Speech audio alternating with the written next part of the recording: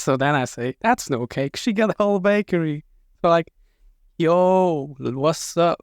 Look who's late as always. Yo, we were just talking about this cool game I found that just came out. Don't fact check me on that. And it's called Pseudoregalia. It's a 3D Metroidvania style platformer that's cheap, good, and short. That's like 2/3 of the adjectives I used to describe myself. Pretty good. Oh, and if so, out of all the videos about this game, I end up convincing you to try it. It's on Steam, obviously, but it's also on itch.io. And they take a way smaller cut than Valve, only 10% for the price of the game. So Dev gets more of your money, and you get no DRM. Alright, with that out of the way, one thing remains. Where the fuck do we start? Broken down dungeon? Could have been worse. So we walk out of the mirror, talk to some tiny goat dudes, and venture forth. We end up in a room with a clearly solid and non-breakable wall. So we grapple our way to a giant room with a Lego sword, I guess? Once we get it, our only way out is through a tight corridor occupied by every bodybuilder's wet dream. So we bulk up and end up back into the same room, ready to absolutely demolish that fucking wall. Now, hold up just a second. Let's see what happened here. We are barely a minute in, and we are already taught that when our path forward is blocked, we need to explore. So we'll need to platform our way through to find items which let us progress. We're forced to backtrack to progress to new areas. And as a bonus, we're even given some practice for combat. That one enemy in the tunnel that just begs to get smacked. Wow. Obviously, I will not describe the entire game room by room, but I don't need to, because this short section already did that for me. This is no joke, one of the most efficient tutorial sequences I've seen in the game since Portal. That's not even it. This entire dungeon then gets us familiar with basically all of the mechanics we need moving forward. Then there's collectibles that are initially out of our reach. We unlock new moves, followed immediately by a crash course on how to use them. There are even actual secret breakable walls that are not much of use to you right now, but will come in handy later.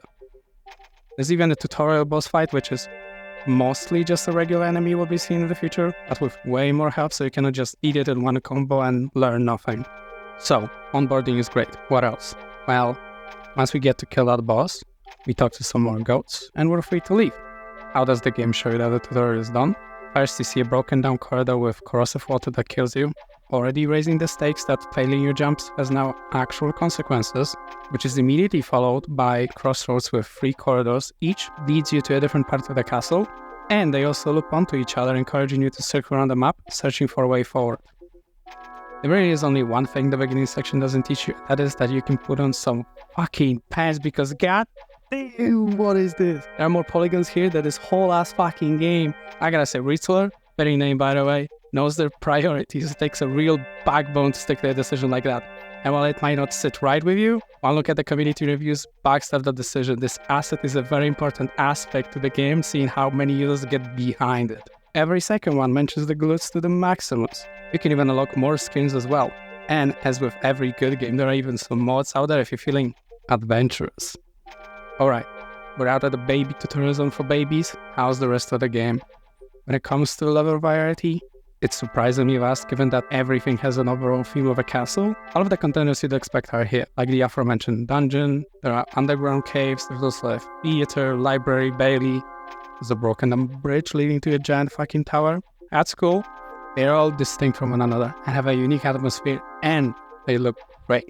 While very minimalistic with its use of assets, simple things like dust particles in the air, abstract skyboxes, and light shafts breathe life into these locations. That and just the overall absurdity of the general constructions of those rooms makes them memorable and contribute to this dreamlike feeling when exploring. It's one thing to use low poly, but it's another to be this efficient and thoughtful with it. Like, look at this roof. It just looks good, man. All baked goods aside. This distinct feeling that each area has is really important, not only for looks, feeling, and other pretentious qualities. That's also the only way you're going to know where you're at, because there's no map screen, no compass, nothing. It's a brave choice, seeing how backtracking is such an important part of the game. Many rooms have up to 3 to 4 entrances, and it's quite easy to end up walking in circles when you're trying to find that one place you hadn't been to yet, while simultaneously thinking about all the early onset dementia symptoms you've got. It's not only me either, because one of the most liked community guides is just a fan-made map. So how does the game work around it? First of all, as you already know, map is divided into distinct zones with different music, assets, textures, all that jazz. There is actually no jazz in the game, I'm lying. There are, however, multiple landmarks present in those areas, with majority placed in the main rooms, quote-unquote, that branch out into several other paths. Additionally, many of them feature an inner loop, which allows you to circle around several times. The biggest testament to how effective these design choices are for me is that I cannot recall more than a handful of times where I felt like I was standing around trying to figure out where to go and not to look. Dude, stop zooming in. That said, eventually I did have to end up using it in my map, although that wasn't really because I got lost or didn't know where to go. I just didn't know I knew exactly where to go. More on that later, but even though I felt comfortable navigating the game blindly, I still don't really get why a map was omitted. Especially since you're going to be backtracking all the time, it's very easy to forget the place you wanted to visit later. Speaking of, movement is such a huge part of the game, and seeing how you're going to spend most of your time jumping around, it better be fun. Right at the start we get our jump, slide and ledge grab. The rest are spread out across the entire map, usually out in the open, in the middle of your path, so it's really hard to miss them. Except your dash jump, that one is kinda hidden, I guess. You'll know when you see it. Overall complexity of the levels increase with each new move you get, as they all combo together. The first one you can obtain is a slide jump, which is fantastic for speedrunning. It also gives the practically useless slide much needed utility and fun factor. This is the philosophy of how all these power-ups are designed. Whenever you find a move that feels very limited, specific, or one note, it is later either upgraded or elevated to something that serves much more generic purpose. That's great because your overall capabilities evolve with your skill level. When you get used to your current moveset, each unlock expands on it instead of just giving you one new toy to play with. However, may dare to suggest that nothing is ever perfect and there are some problems with this design? I don't know. Case in point, a large part of the game is restricted to you by the cling gem, so getting it really opens up the game as a whole. It allows you to wall around, so in pit, chasm, large open space becomes fully accessible. It's so important that I think it should be a priority before anything else, which the game itself pushes you towards, seeing how it's stuck on a giant fucking tower, you know, the second biggest thing in the game, and it throws you a hint about it at the end of the tutorial. So, to get it, you need 3 of the sun abilities, which are the aforementioned dash jump, high jump, and sun greaves. I have a few things to say about the last one. See, sun greaves are supposed to fill the role of this game's wall jump. They're described as a wall kick, and that's exactly what they are. If you have not played the game yet, first of all, come on, $6. Second of all, you might not see the problem with it right away, but the way it works is literally that. A wall kick, as in you kick the wall and you get kicked away from it. There's no way to stick to the wall because that's what the cling gem is for, and once you perform that kick, you're stuck in its animation for a long time. So you have to, while moving towards the wall, angle yourself and kick into it, which will push you off, keeping your momentum. You don't get a lot of freedom while moving in the air, so you gotta be careful with that. And it's designed that way to not allow you the freedom of vertical movement you would expect from something like a Mario jump, because again, that's what the cling gem is for. This ends up making sun greaves feel stiff, like they fight against you, especially when you compare it to the rest of your moveset, which is extremely forgiving. It is tricky to get used to, and I only really get the hang of it during the back half of my first playthrough, because again, once you get the grapple crystal, everything I said is resolved. You don't even get a lot of time practice with it without the cling gem equipped. Even if you run around without the cling gem for a long time, there aren't many rooms designed specifically with it in mind. This is basically the only one I can think of. You will mostly climb upwards in the corner, jumping wall to wall, and occasionally you can wall jump across the one-way chasm. IMO, because it's meant to be an evolving part of your moveset and not a standalone thing, it ends up being frustrating due to how strictly bare bones it is. The most frustrating room I've seen for this mechanic is this room with 2 pillars that leads to a collectible. It's not complicated, it's obvious what you have to do here, and attempting this jump once or twice clearly shows that is possible. Executing it on the other hand, fuck me dude, it's so annoying. What's that? It's because I suck. You know, you might be right. It is important to note, once again, that as soon as you obtain the cling gem, every frustration I have with this mechanic disappears. Oh, mostly anyway. There is this movement loop that I've seen people do from time to time, and I've done this myself as well. That's when you get comfortable with the fact that sun greaves give you extra distance when you jump. They use it almost all the time, edge out more distance from platform to platform and end up kicking themselves away, try to kick into it to get closer and kick themselves again away. To save you your frustrations, just know that your ledge grapple range is ridiculously big, and if you ever feel like you almost cannot make the jump, you will still grapple onto the edge. Hopefully this saves you some frustrations. And again, once you collect all your core movement abilities, they're so fun to combo together, it's crazy. Each room is either a small platforming challenge or several.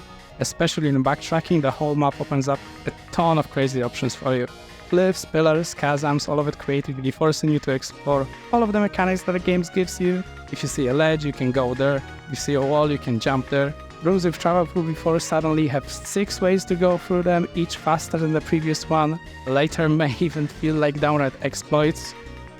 Now, I have not mentioned enemies too much because besides an occasional battle arena, they mostly serve just as another layer of challenge when jumping around. They range from basically harmless unhatched chickens or really aggressive mates that are clearly trying to do the opposite of their job. They're always a fun break from all the platforming you're going to do, but even better, they're walking health packs. This genuinely inspired choice lifted straight from Hollow Knight, and I ain't complaining. Damaging enemies fills your mana/energy/souls bar, which you can use later to heal or do some other cool stuff. The further you go into a given area, the more difficult platform becomes, obviously, and every time you fail, you're going to lose some HP. So you can either choose to try that jump one more time, risk failing, or risk fighting some enemies to regain more HP to maybe get more chances at that difficult jump you cannot get through. And once you lose all of your HP, you die and respawn at the nearest checkpoint, losing all of your progress at that point, but they're usually not that far apart from each other, so you're chilling. So later on, you put through multiple long stretches of platforming when you're only given a handful of enemies you can beat the fuck out of to vent your frustration and give yourself a way of regaining health without the safety of getting a checkpoint. It's a fun risk-reward system, so while combat itself is not the main focus of the game, it is integral to its design. Aye, where do you go from here? Oh yeah. When you climb it, you get cacked by this giant door with 5 keyholes, and suddenly we all know what we gotta do. Play the game. What a shocker. Explorer is the name of the game after all. No, it's not. I won't spoil too much of it for you, so I'll be brief and 20 quotation marks. One of my favorite segments in the game is inside Twilight Theater. Most of the game you spend indoors, so here's one of the few segments outside. When you go spelunking through the halls of theater and you end up jumping outside of a castle wall, it really takes you by surprise as you finally take in the scale of this entire structure. You could have spared a few polygons from the goat has to make rooms less blocky, but hey, I get it. Dude, come on. Stop looking, instead listen. Because shocking to no one, it's yet another indie game with a great soundtrack. Some spacey, fantastical ambience with classic instrumentals. You get the royal vibes with medieval aesthetic that give off this feeling of importance and grandeur. So it reminds me of Chrono Trigger with added synth backgrounds to tie it up with a dreamlike qualities. Then when you enter the Underdark, it all turns to foreboding, droning soundscapes. Underdark in general is much larger in scale when compared to the rest of the areas in the game. The music really emphasizes its size, making it feel gigantic. Alongside limiting the player's view distance, really ties it all together. I don't have a music degree, so it might all be nonsense, but it's my nonsense in my video, so deal with it. Speaking of Underdark and listening, hear me out right now. No, not like that. Why is important? Do you know why? Because when you pick up your sword, this is the message you get. Nice, concise, and as we already discussed, you're trained right away on how to use it. Well, what if I told you you can throw it?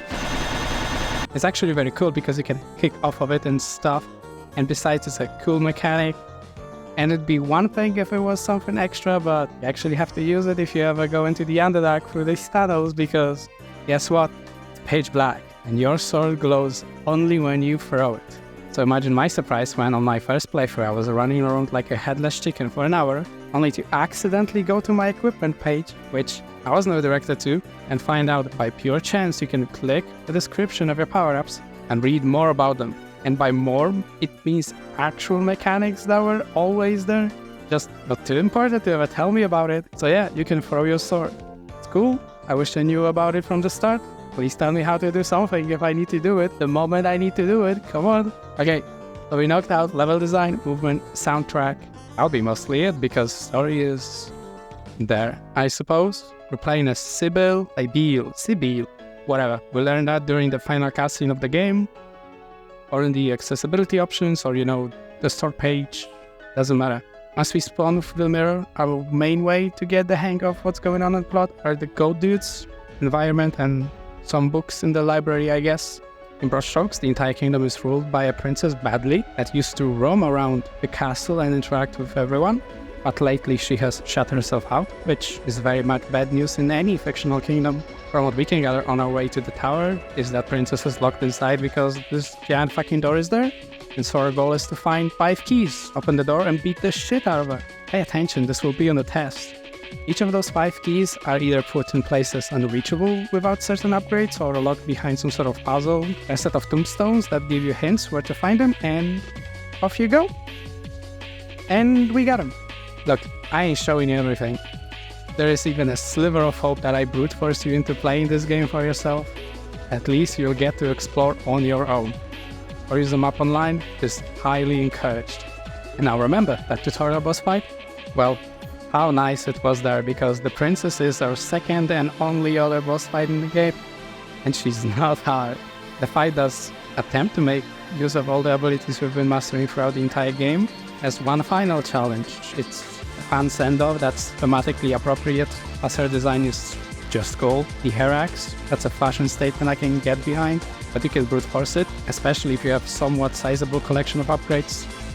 Now well, the princess is dead.